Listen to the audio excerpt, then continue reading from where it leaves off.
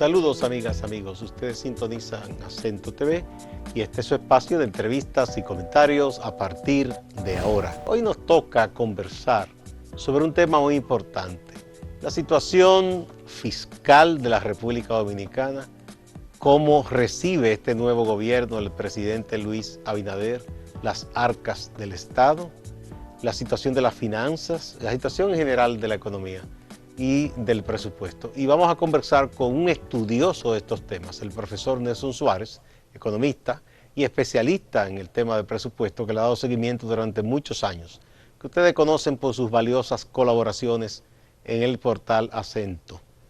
Bienvenido, profesor Nelson Suárez. No comunicarnos con sus televidentes. Estamos dispuestos a conversar aquí ampliamente y abiertamente sobre estos delicados temas de los retos fiscales del nuevo gobierno. Bien, vamos a explicar para que la gente entienda qué es lo que ha recibido el nuevo gobierno luego de la transición, que sabemos que el pasado gobierno tuvo que enfrentar al final la pandemia, lo que ya de por sí vino a complicar una situación deficitaria que arrastramos desde hace muchísimos años. Bueno, yo creo que lo primero que debemos hacer, Gustavo, es un poco analizar el contexto en Sí, el cual se está produciendo esta transición de gobierno. Y estamos hablando de la existencia de una crisis sanitaria que no solo en el país, sino en el mundo, la califican como la más seria en los últimos 100 años. Y además de eso, esta situación de la pandemia del crisis del COVID-19 ha provocado lo que yo llamo una recesión inducida. Es decir, todas las medidas que se han tenido que tomar en términos de distanciamiento físico y social, de paralización de actividades económicas y comerciales, de prácticamente la paralización del país, y como ha sucedido prácticamente en todos los países, ha provocado una recesión inducida de la economía. En principio hablábamos de que la economía dominicana podía, por cierta fortaleza que venía mostrando desde hace ya años atrás, llegar por lo menos a un tema de crecimiento cero. Pero ya no estamos hablando de crecimiento cero, estamos hablando de crecimiento de 2, 3 y hasta 4%, lo cual significa un retroceso en términos de los esquemas.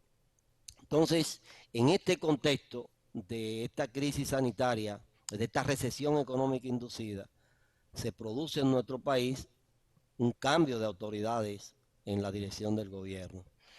Y este se produce en un esquema de lo que yo llamo altísimas expectativas ciudadanas sobre la implementación de cambios y transformaciones a todos los niveles de la vida nacional. Entonces, la gente está esperando cambio en la administración pública, en el modelo económico, en el orden institucional, en la salud, en la educación, en la seguridad ciudadana. De hecho, en su discurso de toma de posesión, el nuevo presidente esbozó un plan prácticamente de contingencia para tratar de reactivar la economía, un monto dijo en el discurso, no sé realmente los fundamentos, de 66 mil millones adicionales a salud en los próximos 4 meses. Esos son 16.500 millones de pesos mensuales adicionales. Habló de reactivar el préstamo al sector agrícola con 5.000 millones a través del Banco Agrícola. Habló de darle una tablet, creo que a los niños para el tema del inicio del año escolar vía en línea. O sea, una gran cantidad de propuestas de cambios, de cosas nuevas. Pero, ¿cuál es el panorama en términos de retos fiscales? ¿Cuál es la situación que tenemos? Una de las cosas que yo creo que es bueno destacar es que cualquier espacio que pueda tener el gobierno, cualquier expectativa que pueda tener el nuevo gobierno para implementar políticas públicas, No hay ninguna otra forma para hacerla que no sea con recursos públicos. Que O sea, no muy sea, poca con que no recursos sea, públicos. Con recursos públicos. O sea, yo no, no puedo obviamente con implementar, recursos públicos. Pero o la sea, no pregunta puedo. es, ¿están a la vista ahí esos recursos o hay que buscarlos? Bueno, vamos a ver la situación. Al cierre de julio, al 31 de julio de este año, los datos que yo conozco me dicen que hay un déficit acumulado de 164.400 millones de pesos. Oye la magnitud, 164.400 400 millones de millones de pesos de pesos. Es el déficit déficit fiscal a julio. acumulado a julio. La proyección que hay es que eso podría llegar a 200 y tantos mil millones de Sí, porque pesos. estamos a mitad de año, como quien dice. Eso es prácticamente el doble del déficit que estaba proyectado en el presupuesto general del Estado que aprobó previamente el Congreso Nacional. A marzo, entre marzo y julio, porque enero y febrero el gobierno tuvo 3, 4 mil millones de pesos adicionales en sus recaudaciones con relación a 2019. Pero entre marzo y julio, las recaudaciones se cayeron, o sea, el gobierno tuvo pérdidas recaudatorias por 67.364 millones de pesos. O sea, y la pérdida de recaudaciones con relación al estimado que se tenía para esos primeros 7 meses es de 101.000 millones de pesos. Se O sea, explica por el ¿sí? cese de la actividad económica. El cese, obviamente, la recesión inducida, como yo le llamo, por la pandemia, te ha creado una situación de paralización de las actividades económicas y comerciales a un nivel que obviamente los que tenemos muchísima quiebra de empresas, medianas, pequeñas, sobre todo, y micro, y entonces eso está creando una situación, además de que el nivel de actividad económico influye mucho en las recaudaciones, por ejemplo, de un impuesto como el ITEVI, que es uno de los que más ha caído, porque la gente disminuye su nivel de consumo. Entonces, con un déficit acumulado ya de 164.000 millones de pesos, con pérdidas recaudatorias con relación a 2019 de 67.000 millones hasta julio ya, y con relación al estimado de más de 100.000 millones, en el presupuesto complementario que pusieron, se estimó que la pérdida completa iba a ser 106.000 millones. Parece ser que va a ser mayor. Más. Quizás un elemento alentador es que en julio la caída de las recaudaciones fue mucho menor que en los meses anteriores, sobre todo marzo, abril, mayo y junio. Fue menor. Eso quiere decir que puede ser que la economía esté dando señales de una recuperación Bueno, en alguna usted medida. recuerda que hubo con el asunto de la fase de Del programa reapertura que FASE. después se detuvo, hubo cierto dinamismo, aunque pequeño. Exactamente cuando se abrió, que se empezaron a hacer la desescalada, famosa desescalada, Exacto. exactamente, hubo un dinamismo de la actividad económica y eso se reflejó. Hay dos cosas que yo he visto, he estado siguiendo muy de cerca los números de la pandemia también en el país, y hay dos cosas claras. Julio fue la crisis bárbara de la contaminación por la pandemia, es decir, julio tiene la misma cantidad de contaminados que todo lo que se habían producido en los últimos 4 meses anteriores. Y obviamente la apertura también impactó en que muchas actividades económicas empezaron a dinamizarse y eso parece que se refleja en las recaudaciones Las también recaudaciones. y la Profesor, caída fue más. vamos a poner un puntito aquí para la primera pausa. Cuando retornemos vamos a hablar de dónde va a salir esa plata que hay que buscar sí o sí. Vamos a la pausa. Perfecto, muy bien.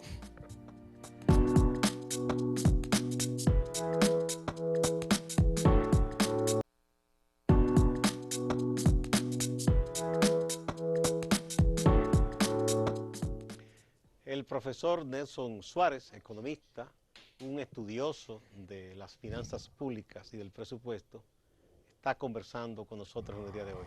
Entonces, está claro, está expuesto con claridad el monto del déficit, las recaudaciones, que hubo alivio en julio, no tienen un panorama promisorio, Pero ese dinero es necesario para el gobierno poder echar a andar la economía y responder a las necesidades de una ciudadanía que no ha podido incorporarse de lleno a las actividades por la pandemia.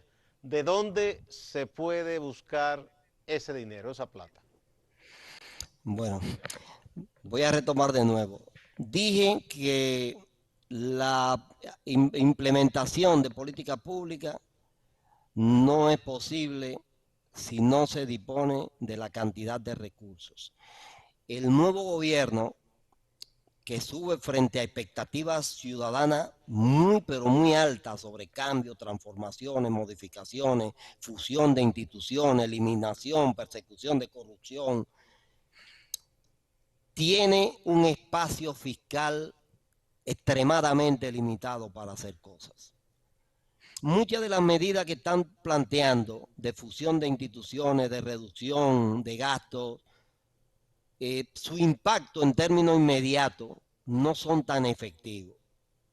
Son más, son cuestiones más mediano y largo plazo. Largo plazo. Entonces, exactamente, entonces con un espacio fiscal limitado, como el que tiene el gobierno, el Fondo Monetario define el espacio fiscal como el margen que tienen los gobiernos dentro del presupuesto público para destinar mayores recursos para lograr su propósito. Eso es el esquema de espacio fiscal. Y esa ampliación o esos mayores recursos que voy a destinar a las políticas públicas en la que son parte del programa de gobierno de las nuevas autoridades, tienen que hacerse, y esa es la trampa, sin que afecten la sostenibilidad financiera ni la estabilidad económica, porque cualquier error que cometa también por ese sentido puede tener un impacto en términos estrictos. Entonces, yo tenía originalmente en el gobierno central un presupuesto de 997 mil millones de pesos. ¿Cuánto, De profesor? 997.119 millones de pesos. Ese es el presupuesto global, general, sí, sí, sí. del gobierno. En eso yo tenía previsto que iba a recaudar 682.855 millones de pesos de impuestos. Sucede que en la nueva reprogramación que se hizo con el presupuesto complementario, se está estimando que esos ingresos solamente van a ser 586 mil millones de pesos. Es decir, Wow. 100 mil millones de pesos menos, prácticamente. Y se ha reformulado un presupuesto que paradójicamente es mayor que el que teníamos. El presupuesto complementario ahora es de 1.072.000 millones de pesos. Pero con 100 mil millones menos de recaudaciones tributarias y prácticamente 154 mil millones más de endeudamiento. O sea, son prácticamente 2.600 millones de dólares adicionales que voy a agregarle a la deuda pública como producto de la crisis. En pesos. En pesos, bueno, los pesos expresados son 156 millones, 156 mil millones de pesos, que a la tasa de 58, tomándola así a términos genéricos, me dan unos 2.600, casi 2.700 millones de dólares adicionales que tengo que ponerle a la deuda, solo para cubrir el déficit que ya tengo identificado. De manera que todo lo que yo vaya a hacer a partir de ahora, tengo que generar políticas de ahorro en el presupuesto, y eso lo ha planteado muy bien el nuevo gobierno, y tengo además que buscar financiamiento nuevo, que no sé si son tan rápidos. Hay algunas cuestiones, si yo pudiera mostrar un cuadro, Gustavo, de la estructura y la composición del presupuesto que tenemos actualmente a este momento, sería importante. No sé si podríamos verlo, podríamos hacer un esfuerzo por mostrarlo y explicar algo, a ver si lo vemos. ¿Usted no lo mandó, profesor? No lo mandé, lo tengo, podría... Pues lo que podemos hacer es que eso usted me lo envía y en la reseña que haremos en la página se puede mostrar mejor, porque aquí sería un poco difícil. Pero vamos, déjame contarte esto.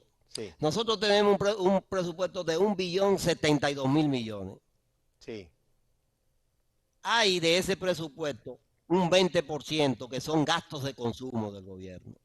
¿Qué Sí. significa eso? Sueldo, contratación de servicios y material y suministro. Que se Esos supone que son eso es lo común, ¿no?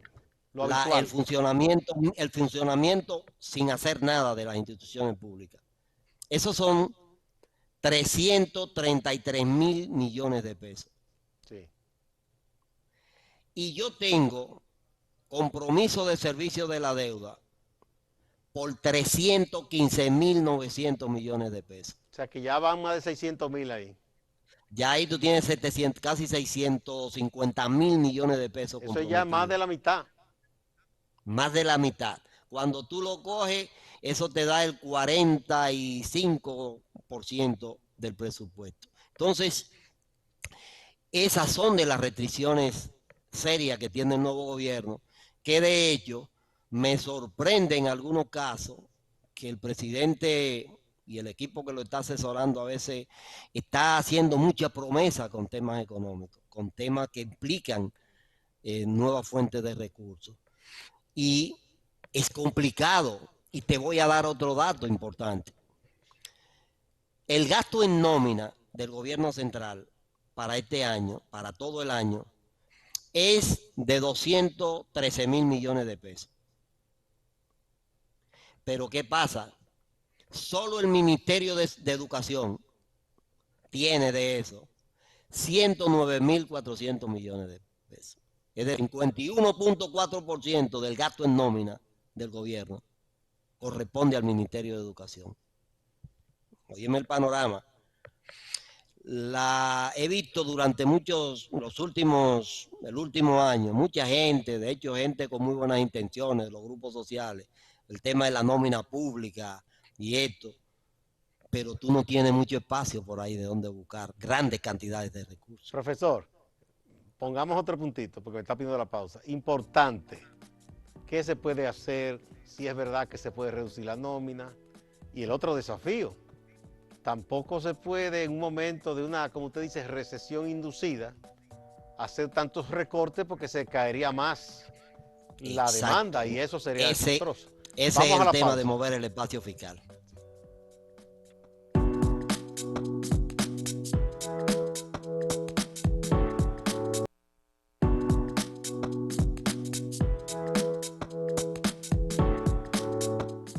Los desafíos en las finanzas del Estado, en la economía, son los temas que estamos tratando hoy con el invitado, el profesor Nelson Suárez. ¿Qué hacer? La gran pregunta. Retomemos un poco el Sí, tema del ahorro. O sea, estamos diciendo que hay que generar ahorro por un lado y buscar financiamiento por el otro para poder tener espacio fiscal para implementar todas las promesas de campaña y todo el plan de gobierno que ha planteado el nuevo presidente. Entonces decíamos el tema de las nóminas, que es el 20% del presupuesto público. El